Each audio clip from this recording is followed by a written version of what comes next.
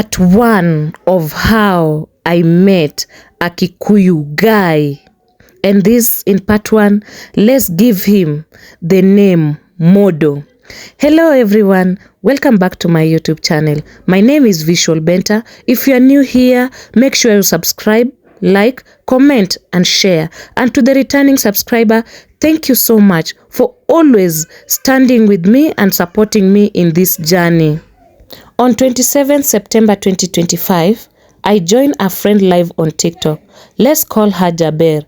Jaber was live telling people that those who really wish to go to Kaluma's home to see his father, who had been very sick and Kaluma had been posting about on TikTok, and those who did not have a means of transportation, they should contact her.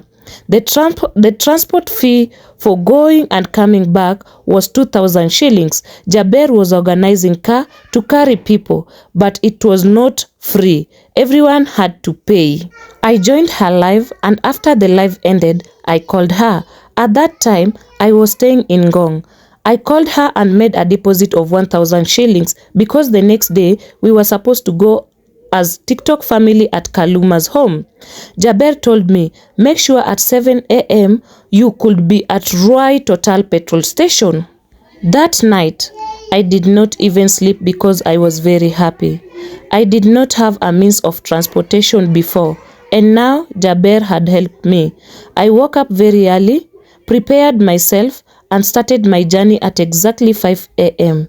because I didn't want to inconvenience anyone by being late. At exactly 6:59 a.m., I arrived at Roy. I called Jaber to inform her that I was already at the station where she told me we could meet. Jaber told me that I have arrived early and asked me to find a hotel or somewhere to relax until 7:30 a.m. After which she called me and directed me where we could meet. After 30 minutes, Jaber called me and asked me where I was. I explained my location. She told me to take a motorbike, which cost about 50 shillings, to the meeting point. I followed her instruction and went there. It was my first time meeting Jaber physically, though we had been talking on TikTok and though phone calls. She was very beautiful, caring and kind-hearted. We greeted each other and hugged. While I was chatting with Jaber, there was this Kikuyu guy she had come with. The guy was very tall, brown in color, had a temporary dreadlocks, and on his mouth he had a bracelet. Let's call this guy Modo. When Modo saw me greeting Jaber, he came over, shook my hand and asked for my name. I told him my name. According to my view, he kept staring at me as if he had some interest, but I did not take it serious because that was only what my mind was telling me. I asked Jaber if that was the car we were going to use. She told me no. That car was for her and Modo, and that my car together with other people was still coming, so I should wait for a few minutes. After about 30 minutes, the car arrived. Jaber started fueling all the cars because they had been hired through her. After fueling, she told us to enter our car while she continued talking with Modo outside. I entered the car she showed me. Inside there was driver, Peter, and another lady and me. After a few minutes, Modo came to our car and said, Benta, can you please come and join us in our ride? Me and Jaber. The other lady refused, saying she could not remain alone in the car, which forced me also to refuse. Modo went and talked with Jaber, and Jaber later came and asked again if I was willing to ride with them. I said no. Jaber then told Modo that if I wasn't willing, they should leave me alone. After that, Jaber started planning the journey.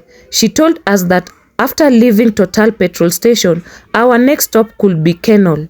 We started the journey, and after 30 minutes to 40, we arrived at Kenol. At Kenol, we found many TikTokers, influencers, radio representatives, TV representatives. Modo and Jaber got out of their car. Jaber went for an interview with a TV station and I decided to join her. When I reached there, they were speaking in Kikuyu. Jaber explained that I was not a Kikuyu and requested that I be allowed to introduce myself and talk about the journey. She gave me that opportunity, which showed how kind-hearted she was. I introduced myself as a Luo from Eldoret who had come to represent people from Eldoret. After that, people were taking photos and videos, and everything was enjoyable. Our next stop from Kenol was supposed to be Udaya. The journey was long, but very enjoyable. Everyone was happy, and drivers were even competing on the road. Honestly, if you missed that day, you were really missing something good. After 2 to 3 hours, we arrived at Udaya. I had never enjoyed a road trip like that before. There were even more people there than at Kenol. We made fun moments, though at that time I did not talk much with either Jaber or Modo. After Udaya, we went straight to Kaluma's place, which was at a field school whose name I cannot even remember. We arrived and took our seat because our agenda was to help Kaluma. The car that Jaber and Modo were using was loaded with alcohol, and that was the reason Modo wanted me to join their ride earlier. The car was fully loaded and they wanted to balance. I don't know whether it was because I was chubby or for another reason. Only they know. After arriving at Kaluma's place, we did what had brought us there. We brought love, peace, and shared what we had brought as charity. Everything went well, and the meeting ended at around 6 p.m. By that time, I was very angry and I had not carried a sweater. I decided to look for Jaber so that she could help me with one. After searching, I found Jaber together with Modo selling alcohol. I did not want to get drunk that day. Jaber gave me her sweater and I entered their car. I told her that I was very hungry and I needed something to eat. She told me not to worry and said that I was in her hand. She said we could go to Udaya town to find meat because most Kikuyu people like meat and we could eat there. We prayed and left Kaluma's place. It was already night. After arriving at the place where we were supposed to eat, we all went inside and Jaber asked each person to contribute money so that we could buy food together. We ate and drank. The place was also a hotel with a club. We sat and talked about many things, including how TikTok works and how I used to gift people's lion, and when I later fall down, they never helped me. That is how I became close with Modo. He told me not to be too kind-hearted. After eating and drinking, everyone started planning to go home. At this time, I believed that Modo and Jaber were dating. So Modo asked Jaber if they could go to his village. I mean Modo's home village. Jaber was not comfortable with that idea. She came to me and told me, Modo wants to take me to his village. I'm kindly asking you, can you come with me? At first, I refused. Then Modo also came and tried to convince me. Later, they told me that since I was going back to Ngong and it was very far and it was already late at around 9 p.m., it could be better if we all went to Modo's village. Then the next morning we could return to Nairobi and he could take me to Ngong. It took me time to decide, but eventually I agreed because of Jaber's request. I entered the car with Jaber and Modo. While others were going back to Nairobi, we were heading to Nyeri Mkuruaine, Modo's village. Modo was driving. The music was playing, but it was in Kikuyu, so I just had to listen even though I didn't understand the language. We were chatting and getting to know each other. On the way, Jaber decided to pass by their home to greet their family. We did not stay long. We just greeted them and continued with our journey. After about 1 hour 30 minutes, we arrived in Nyeri Mkuruaine at Modo's village home. On the way, we met his mother and his brother, and we carried them in the car back to their home. His mother and brother were very friendly. When we arrived at their home, it was such a beautiful house. We found his grandmother there, and she was very welcoming.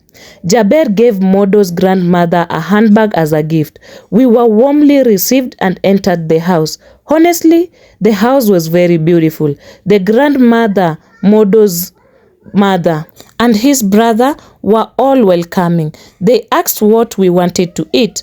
I did not say anything because I was a visitor and they were speaking in Kikuyu, so I did not understand what they were saying. After a few minutes, Jaber came to me and said, they want me to give them 1,000 shillings for meat. How much do you have? I told her I did not have any money. I also told her that when I visit someone's home, I don't contribute money for food. If they do not want to feed us, let it be. We had already eaten earlier, so we could just wait until morning and leave.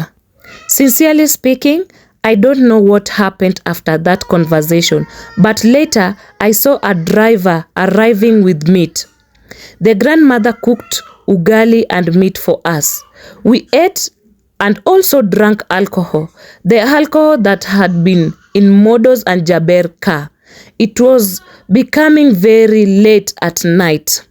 I felt very tired and told Modo politely that I needed to sleep, but he did not take any action. I then told Jaber that I was totally drunk and I needed a place to sleep. Jaber went and spoke with Modo. We were first given one room for both of us, but after a few minutes we were separated. Jaber was given his own room and I was also given a different room. I did not know why we were separated. While I was in my room, Modo came in and asked if I was in a relationship. I said no. That it had been 2 years, 9 months since I had been dating anyone. He asked if I had a child. I told him yes. One beautiful daughter. He left the room and then came back. He told me, I think I am in love with you. I told him no. I said that I believe he was Jaber's husband or boyfriend. He replied that he was not her boyfriend or her husband, that they were just friends. He left again, then returned, saying, do you know my mother loves you so much? My mom and my grandma loves you so much. They are telling me I should try my best to win you. I told him no. I insisted that I believe he and Jaber were together. He kept trying to convince me. In the end, I locked my door, closed myself inside the room, and slept alone. Jaber slept in her own room. The next morning, I woke up at around 9 a.m. When I opened the door, the grandmother had already prepared breakfast for us. I did not see Modo. I did not know where he was. Before 12 p.m., the grandmother showed us the bathroom where we could bath. I took a shower and wore the same clothes I had worn the previous day when we went to Kaluma's place. Everything was smooth. We had breakfast and relaxed. At exactly 12 p.m., Modo called and asked if we were okay. We told him yes, but we needed to go back to Nairobi because I had fish to sell to my customer the next day and I did not want to disappoint them. We gave him about 2 to 3 hours to return. He came back at exactly 3 p.m. We all prepared. We entered the same car, the one we had come with Jaber. His grandmother prayed for us before we left. We left Mkuruaine at exactly 3 p.m., targeting to reach Nairobi by 7 p.m. On the way, we passed a place where I saw some food being sold. I decided to buy and eat. While we were eating, Modo stayed very close to me. He wanted us to talk and become friends, and we did. From that moment, I started falling in love with him. You can call it whatever you want, but that is how I fell in love with him. At some point, Jaber said she was tired of driving. Modo then took over the driving to Nairobi. Honestly, Modo was either a ruthless or a careless driver, but thank God we arrived safely at Tomcat Club in Ruai at around 8 p.m. When we arrived, I told Modo I needed someone to take me back to Ngong because I could not stay there anymore. Oh no, I forgot to mention that when we left the village, Modo's brother and cousin had joined us, so the car was overloaded at the back. At Tomcat Club, Modo and I made a plan on how to leave Jaber, his brother, and his cousin without them noting. The plan was successful. Jaber later realized that I was not around and called me. She asked where I was. I told her that Modo had taken me home. She said, "Do you know that guy? I am the one who introduced you to him. Please, be safe and take care. I know him very well. If anything happens, ask me." At that moment, Modo was listening to how I was talking with Jaber, and he got so much angry. I hung up the call between me and Jaber because Modo was already becoming too angry for me to handle. Jaber called Modo and asked him why did he leave him at Tomcat and went with me.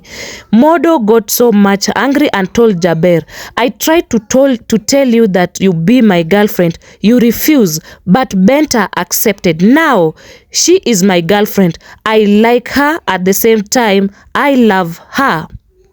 It was a dramatic, a cinema, face to face, through calls. I wasn't imagining that scenario. Oh God, no, that wasn't me. At that moment, I felt I needed to apologize to Jaber because I had made a mistake. My heart started beating very fast because I only knew Jaber. I did not really know Modo, yet I had trusted him to take me to Ngong.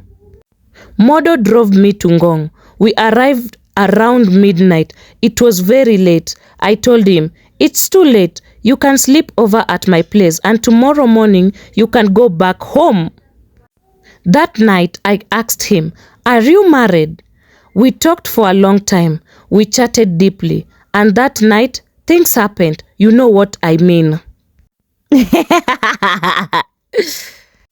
After chatting for a long time that night, I kept asking him many questions, whether he had a baby mama, whether he was married, and everything I could think of asking.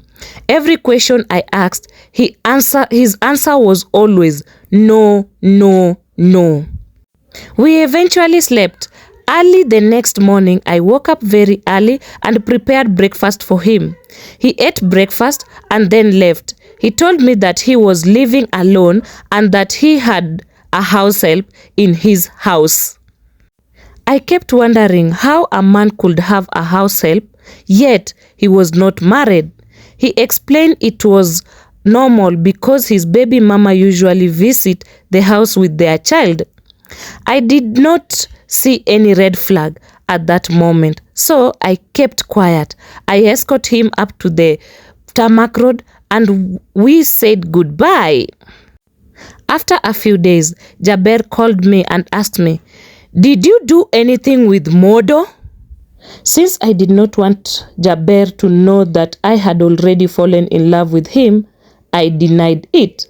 Jaber then warned me, saying that if I've ever did anything with that guy, I should know that he was not a good person, according to her view. I told her it was okay. As we continued talking, Jaber told me something else. She asked if I knew that the meat we ate at the village and the alcohol we drank had an agreement that Modo was supposed to pay for all the alcohol consumed at their home. She told me she had been trying to call Modo, but he was not picking her calls and she wanted her money back. She asked me to call Modo and tell him to send her money of the alcohol. At that time, I was very stressed and confused because I did not know about any agreement between them. Jaber had never told me earlier. I called Modo and asked him why he was not giving Jaber her money. He tried to pretend that they had never agreed on anything and started giving excuses. I then decided to put them, both Modo and Jaber, in one conference call. During the conversation, Modo finally agreed that they had indeed made that agreement and promised he could send the money back. At that moment, I became very angry with Modo and ended up blocking him. At about 2 to 3 hours, I heard a car hooting outside my gate. When I went to check, it was Modo. He told me he had come to talk to me face to face so that I could understand him. He said he could pay Jaber back, but that is, he did not have all the money at that moment. Only he had 2,500 shillings. I told him to send that money to Jaber because she had claimed he owed her 5,000 shillings for the alcohol. He sent the money to Jaber. At that time, my mind started opening and I began observing him more careful. Modo came inside and stayed again at my house. He ended up sleeping there for 2 days and even left some of his clothes at my place. We talked a lot and spent time together, but I noticed something strange. He never allowed me to see his phone. Whenever he used his phone, he kept it facing down on the table. His phone was always on a silent mode. I never heard it ringing, yet I could see him receiving and making calls. I asked him, "Are you married?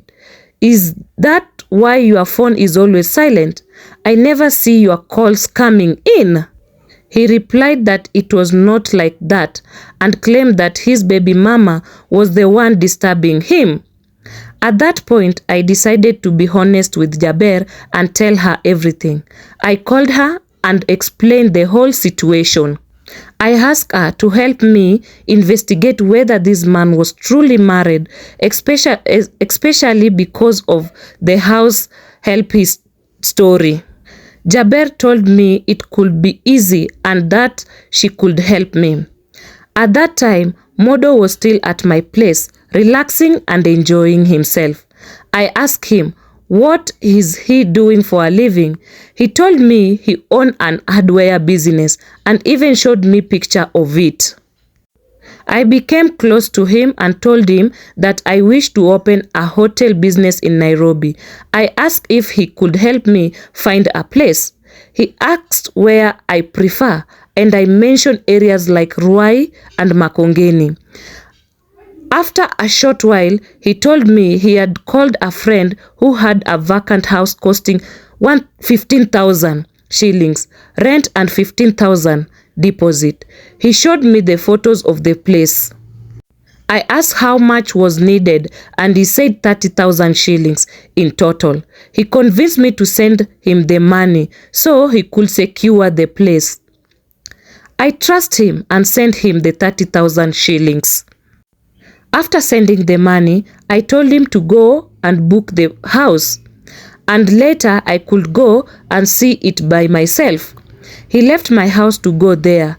After 1 hour, I called him, but he hung up. When I called again, he said he was talking to the owner and could call me later. He did not call me until 7 p.m. When I called again, he told me someone else had already paid for the house and asked me to give him more time to look for another place near Joska or Mala, where he claimed he lived. We continued talking normally.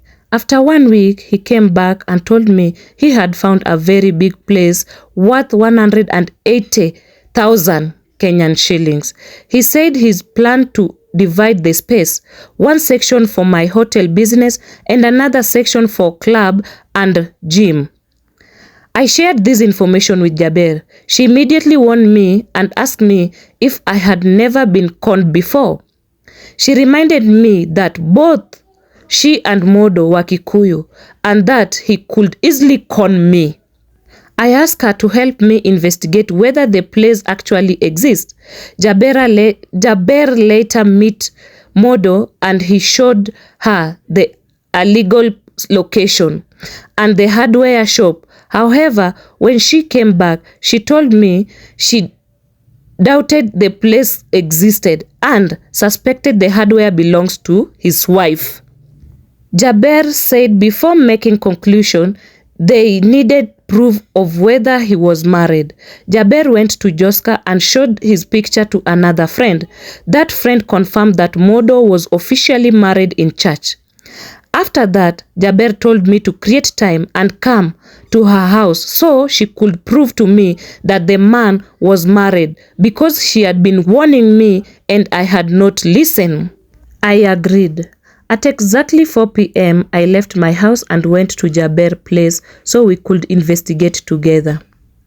When I arrived, Jaber called Modo and asked where he was and whether they could party that day. Modo told her could call you back later. After some time, Modo called and gave direction to his house, inviting Jaber to come party there. He did not know that I was with Jaber.